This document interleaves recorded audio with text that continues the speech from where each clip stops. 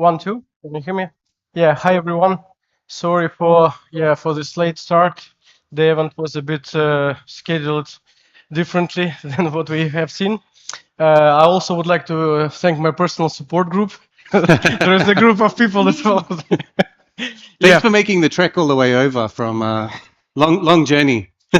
So my name is Roman. I work as a PlayBD partnership in the PlayBD partnership. Here with me, Robbie. Hi, yeah, Robbie from the Play Partnerships team as well. I'm based in London and Romain is in Dubai. So we are working with Play partners. We basically try to help you guys to grow globally. And this is the main goal of the today's session. We will share some insights and data points. They might be useful to you.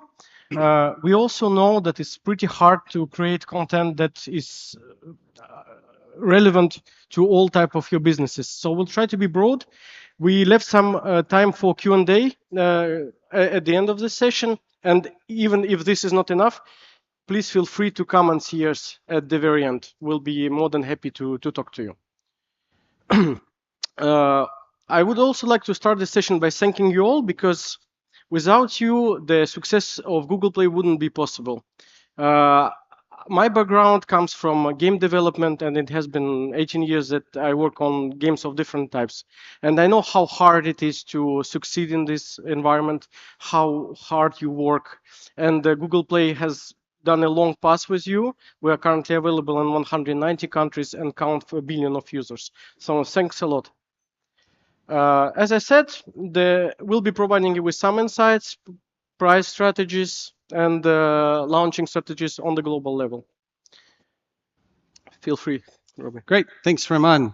So yeah, again, Robbie, nice to meet you. I'm originally from Australia, but I've spent a lot of time in China, Spain. So actually international expansion and helping businesses, developers like you to expand to new markets and capture new audiences is something that's really been a kind of cornerstone of my career. So it's great to be in Turkey for the first time, in Istanbul, meeting some of the amazing developers in this ecosystem, and hopefully to learn more about Turkish gamers as well.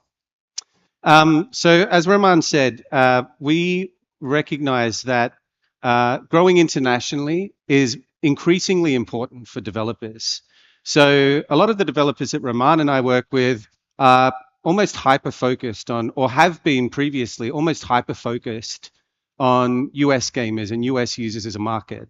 But as I'm sure all of you in the room already know, as competition increases, as costs around UA start to become more competitive, and as regulation starts to come, we know that expanding internationally is more important than ever. So today we wanted to give you a few tools that can help with that. And we'll start from launch and go all the way through to monetization. So these tools might be familiar to you, but I think they're really important tools in the kind of Google Play toolbox, which is our pre-launch tools. So our engineers and product teams have spent a long time trying to fine-tune the way that we can help you support any launches that you're having of a new game. And I think we've got a really great product here. So we allow internal testing, starting from just testing with your kind of friends and family and colleagues, all the way up to open testing, where you can actually test across markets and test kind of real life metrics in that pre-launch period. But I think a cornerstone of what we've done is to provide the developer, to provide you with a lot of control of how you're testing these things, because we know that every market is different. If you're launching a game in Turkey, your metrics around monetization, around engagement, are going to be very different to your metrics in the US or in Australia, but you want to get confidence before you actually launch that those metrics are accurate. So what we do is you can access open testing, closed testing, pre-registration. You can even be fully published in a market, but in another market, you can be in a very different state. So concurrently, you can test a couple of different hypotheses and really build up confidence internally before you launch your game and make that big upfront investment to try to get players in on day one. But then the question becomes, once you've got a game in the market, how do you gain the business intelligence and the data that you need to keep making, good decisions, data and evidence-based decisions on the fly. So obviously there's a bunch of different tools and ways that you can accumulate this data, a lot of third-party platforms as well. But I did just want to highlight one tool that I think is quite underutilized in the Google Play console that's available to all of you in the room today, which is strategic guidance. So this is kind of hidden away in, in the Play console right down the bottom under financial reports. But the strategic guidance module is actually the revenue tree. So you can see here average revenue per monthly active user, the monthly buyer ratio, the average revenue per monthly user. And all of this can actually be benchmarked, not only for your games and in your titles, but against peer sets as well. So you can see peer conversion rates by a category. We don't actually allow you to curate the peer set, but you can actually see a category, so a genre of insights. And then you can click down into one of those metrics to actually see deeper data on what your competitors are seeing compared to what you're seeing. So I think this is a good kind of daily, weekly, if not monthly destination for your kind of strategic teams to go in and just get a bit of a pulse on what some competitors are doing in the same space. And we're also, at the moment, this is still in beta, but we're also trying to use the intelligence that we've built around Gemini and AI to actually provide recommendations to you based on that data. So if we see that your competitors are performing or outperforming you in a certain metric, our hope is that we can then proactively make recommendations to you as a developer to help you address some of those gaps or opportunities. So the second topic that we want to talk about is reach. So once you've launched and once you've got all the insights to actually grow and launch your game, how do you increase your reach? And how do you increase your reach in a way that is also delighting and exciting the players that you've already got, and hopefully bringing new players in with that excitement as well? So this is a tool that many of you, I hope, would be familiar with, which is store listing experiments.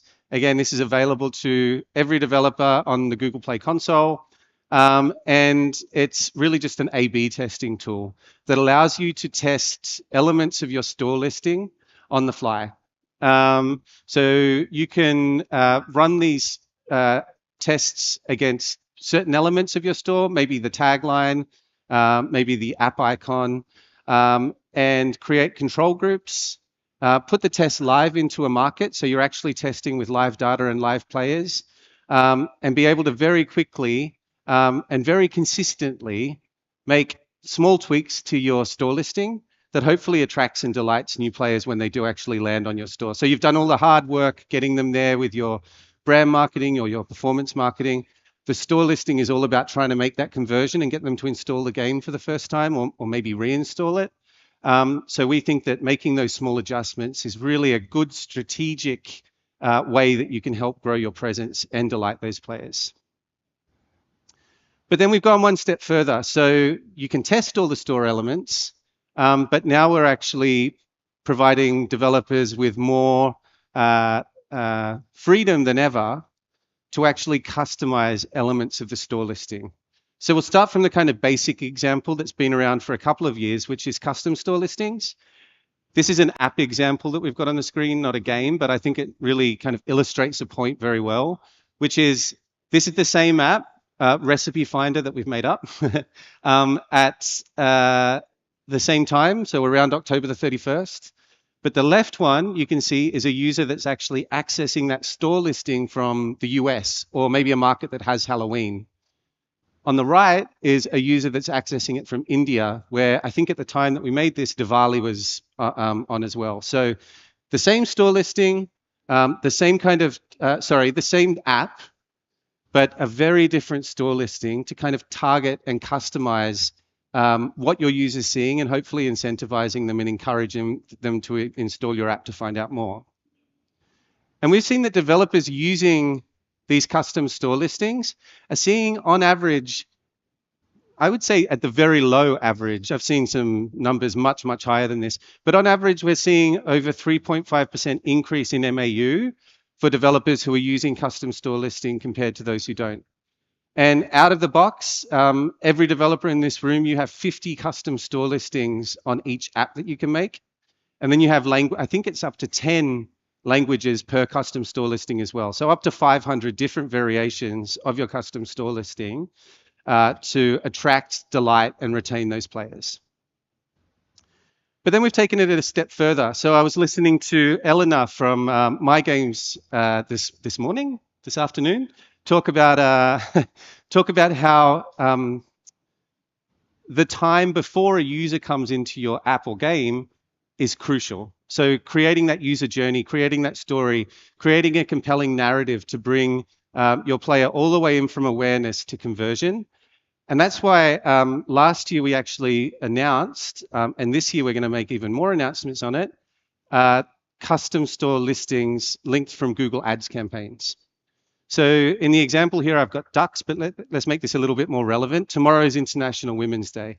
And thank you for all the developers in this room as well. I think there's more and more, and it's great to see more at this event as well. But I'll use an example from International Women's Day instead. Imagine you've got a campaign targeted at women for International Women's Day, and you've got a really great event or a really good feature in your game that you're trying to show off.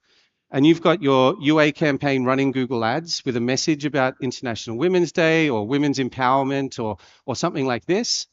From the ad creative to the store, you can actually create different pathways for people. So a woman seeing the International Women's Day creative on the ad would actually land into a different part of the store, a different store listing that's highlighting those features and highlighting the messages of women's empowerment that then deep links into a certain part of the game. So maybe there's a new mini game that's focused on women or a new offer. But I think the message here is that with events like International Women's Day, and with all of the different seasonal events and campaigns and live ops that you run, you can actually now create a seamless narrative all the way from ads through to someone actually converting into your game through custom store listings. At the moment, it's only available for Google Ads, but we are looking to expand this year. I think there's going to be some announcements that come on YouTube, other Google platforms, and hopefully more third-party tools beyond that. And then the last part from me, and then I'll hand over to Romain, is about reaching buyers. So you've done all of the work to bring players, to build a game, to launch it successfully, to gain insights on the players that have installed it, and to get players into your game and excited in your game. But then comes the crucial point of conversion. How are we speaking to these players in their own language, whether that be a verbal language or a monetary language, to make sure that they're able to convert and that the conversions that they have are valuable and useful for them. And so we've actually put a lot of investment into expanding our forms of payment. This is the first important point. Obviously, in places like Turkey, I'm sure that there's lots of local forms of payment that people use that might not be Visa or MasterCard. And this is the same all around the world. So we've actually integrated 300 or over 300, I think it's about 320 at the moment, local forms of payment into Google Play Billing so that players, no matter where they are, can make those transactions in the form that speaks to them. And it's the same with things like direct carrier billing, so billing through the phone retailer. 165 direct carrier billing retailers globally, and we're looking to expand on that even more.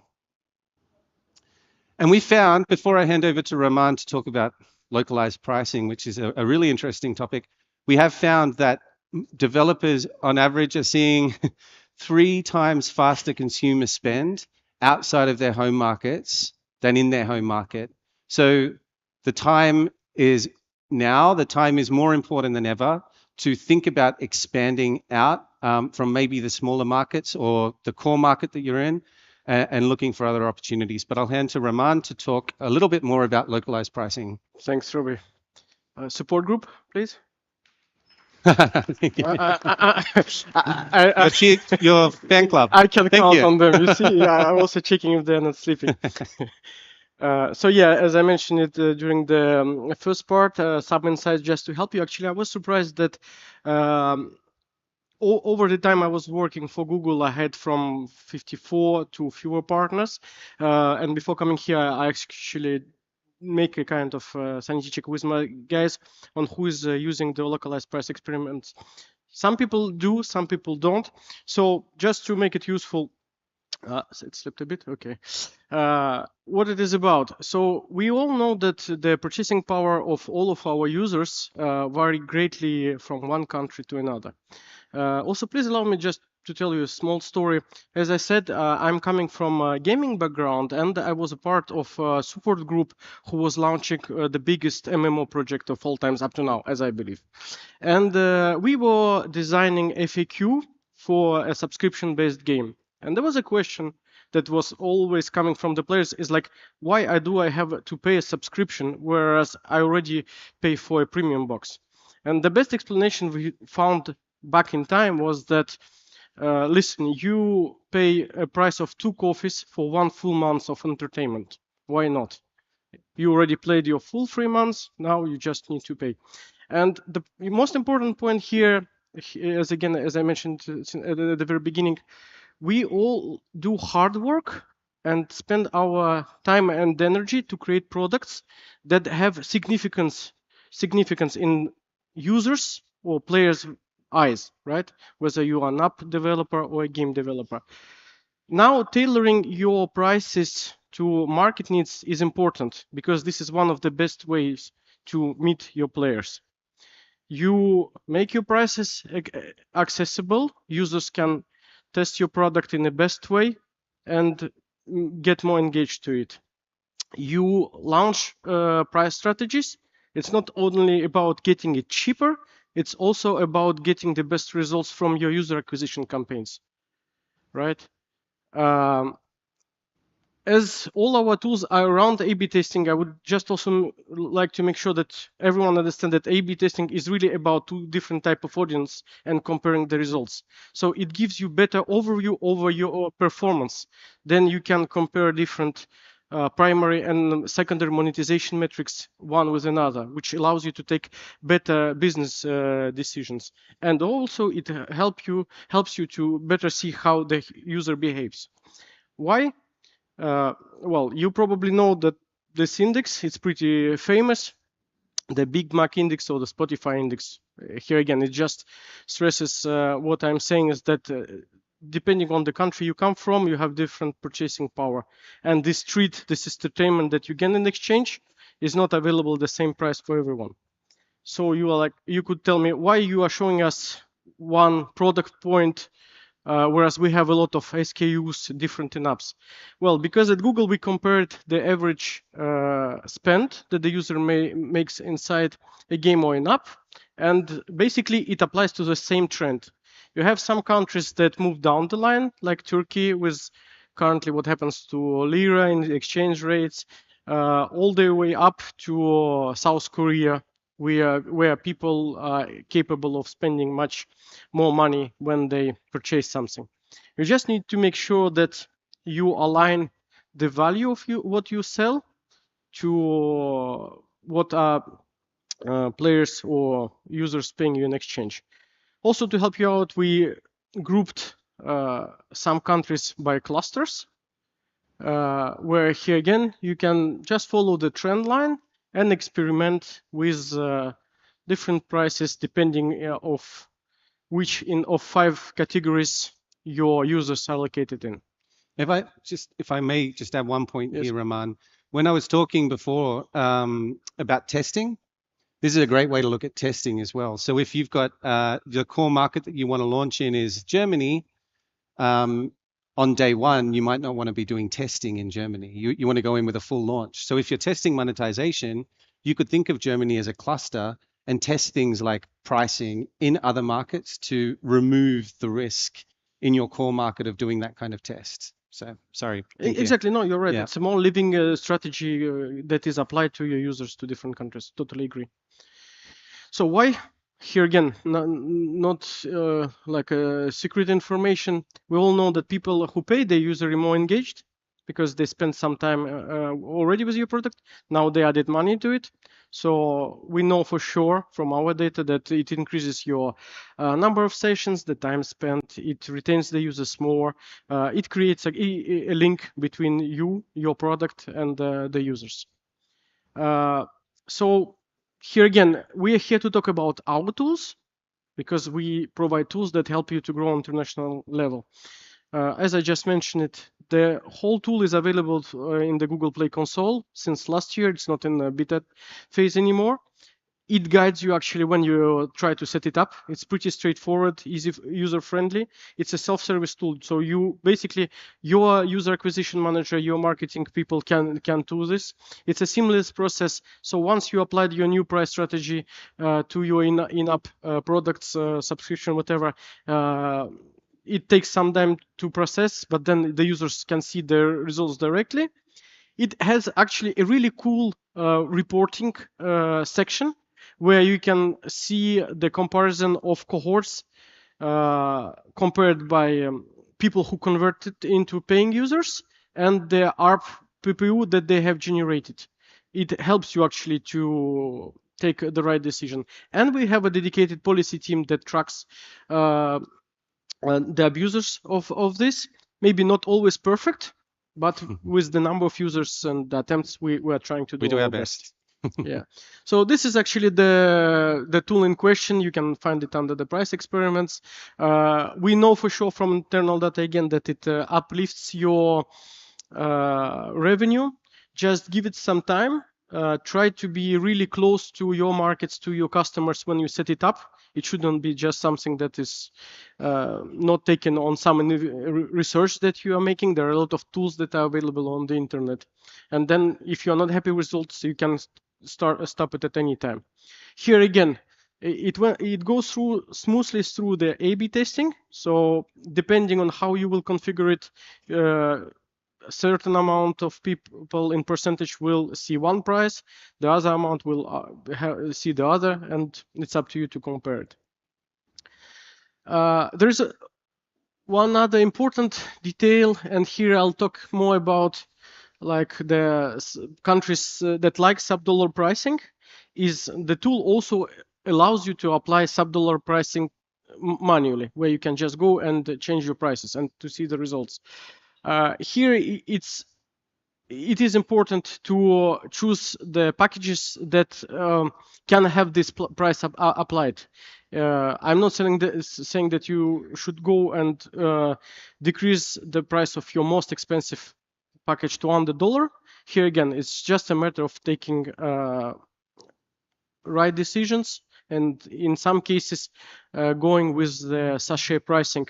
It can be a short time experiment or something that you will apply to your product universally. We actually see some really cool things happening in India, where everyone knows you have huge installs coming from that country. Also works for Indonesia and Philippines, for example. Then it will obviously be tailored to the type of product and the game you guys are publishing. As mentioned again, don't forget to check the strategic guidance tab, because everything you do is reflected there. Improved performance will be seen. So the both tool combines will help you just take smarter decisions in shorter period of times. There is a quotation of Space Ape. He's here somewhere, actually. Is he? I saw that. He told me he'd come and watch, but he isn't here. But he's here at the conference, so you can go and talk to him. Yeah, basically, I'm not going to quote it myself. It's just, again, everything, as I said, it's a bright manner of combining your strategy and the prices to get the best results out of your users. And again, it uplifts your spend and your performance on the global level. Basically, this ends it up. I think we covered everything we wanted to cover today.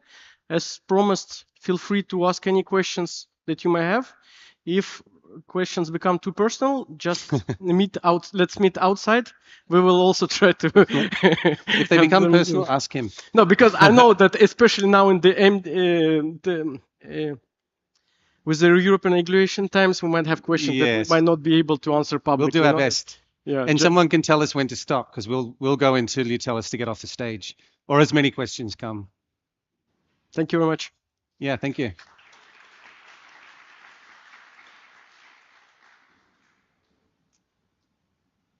They might let us off easy, Roman. Hey, there we go. Great.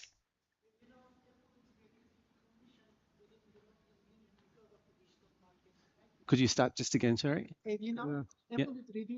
Oh, sorry, one more time. Okay, one more time.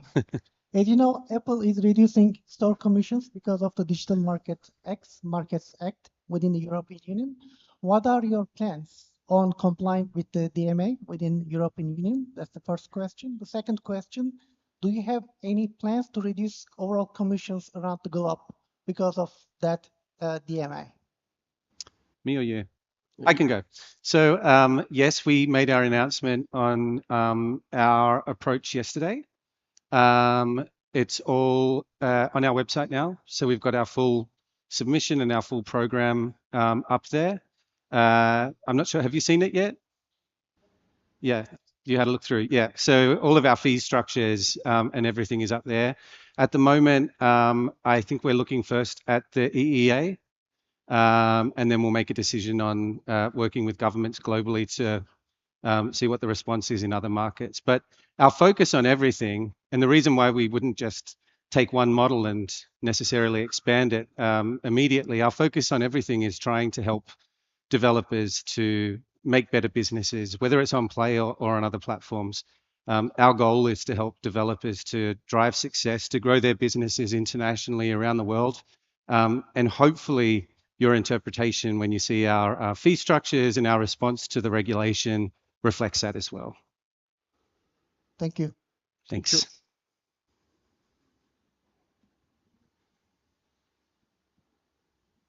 Hello.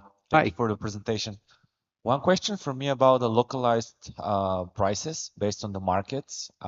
If we're talking about the more competitive game with a 4x strategy, for example, where players would benefit a lot from a purchase they make, if we change these prices per market and players simply use VPN so that they get a discounted price and they get very many benefits in the game. Like, how does this affect the analysis afterwards? First of all, when you're running the experiment, it's pretty actually hard to catch, for instance, the decreased price range. So like within the experiment, it's pretty hard to abuse the system. Now, if you apply the price range only to one country, then yeah, people might be abusing your game economy with changing the regions. But we have a lot of abuse and fraud protections that are in place in our backend as well.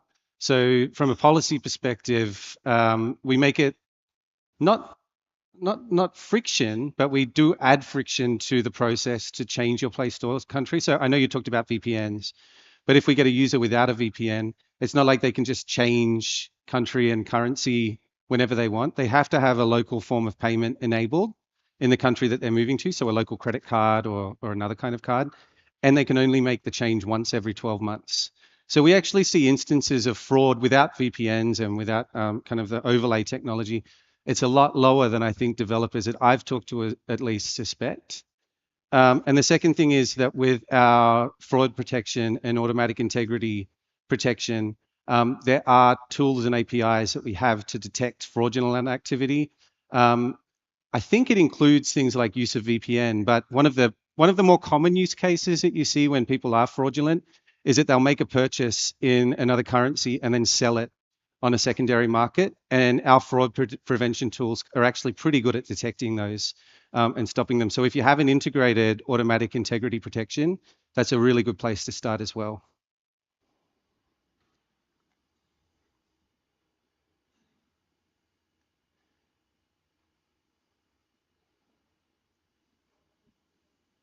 Hello. Hi. One question about custom product pages on the store. Have you seen its practical applications for games? I see the point about having different product pages for different countries, especially during special seasons. But other than that, have you seen them customized in games where they made a significant difference? in conversion rates and or such? Yeah, we have partners who are applying them to some particular events that are happening in one given country. Like Robbie has given the example of Diwali. We have, for instance, the Indian merch team who is in charge of collecting all promo. I mean, India is an easy example for me, but I mean, you can extrapolate it to other cases. We have a dedicated team who makes a list of events and partners who are involved in celebrating Diwali with events that they create for players from India with price reductions or in-game items being given. In such a cases, the banners that are relevant to the region drive more conversions because this is an event that is celebrated mainly in this country. I've also had a developer, this is kind of like an interesting application that had good success for this developer. But like behaviorally, colors mean different things in different cultures.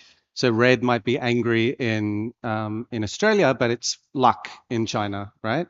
So just with that simple experimentation of some of the overlays that were being used on the screenshots, some of the characters that they chose to put on the screenshots, even with those tweaking and saying like, okay, in Hong Kong, we're going to put that in red, and in the US, it's going to be blue. Even those things are leading to incremental increases in conversions as well.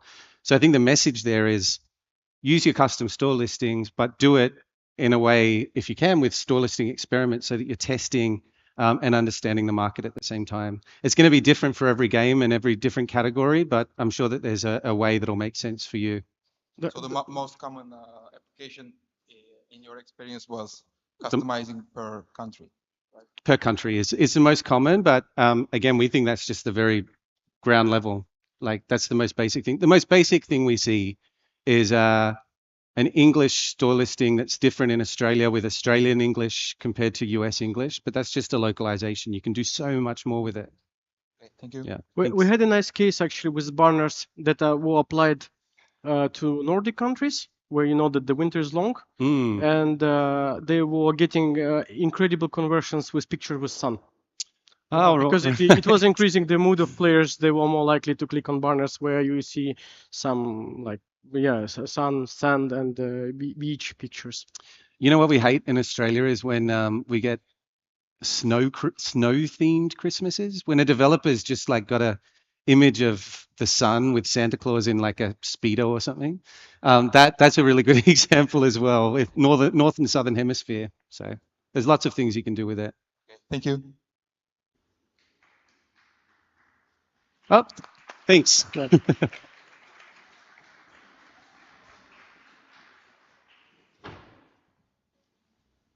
It's not over? Sorry, a little question from the fan group. We were happy with ourselves. The support group is now challenging us, Robbie.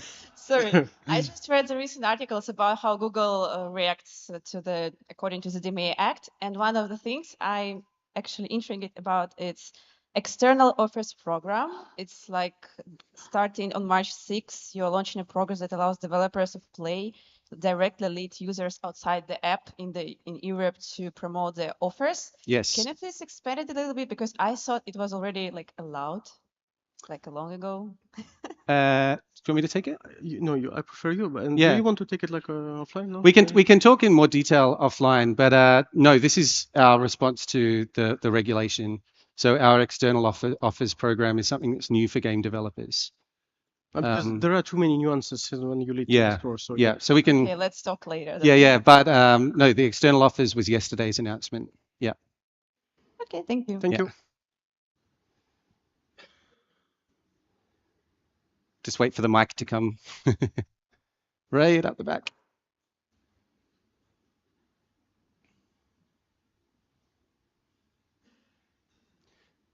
We are currently destroying CSL campaigns. I think most of the companies that's already doing it. But I do really wonder about your experiences or any feedbacks that you are coming from any other companies. What are they feeling about the CSL campaigns? Because the only way that we check in the Google Ads site, and it's kind of manual checking, not the Google Play console. So what's the experience or any other feedback that you heard from other companies as well? Yeah, the main feedback we're getting is we want more campaigns that can lead into it. So I think at the moment it's only on AdMob, and that's the biggest feedback we get. More channels. In terms of the reporting, I'd have to talk with my ads counterparts as well, because I'm not sure what you actually see on the ad side in terms of the attribution. On the Play console, I would be the first to admit our reporting on it is probably bare bones, but I do know that our custom store listing team is building out even deeper reporting that'll hopefully be available soon. Yeah. So we have a message. It was the last question we can ask. Oh, that was the last Next question. question. Oh, yeah, we did. Thank you. Thanks very much for your time, and we're here after as well. So thank you. Thank you.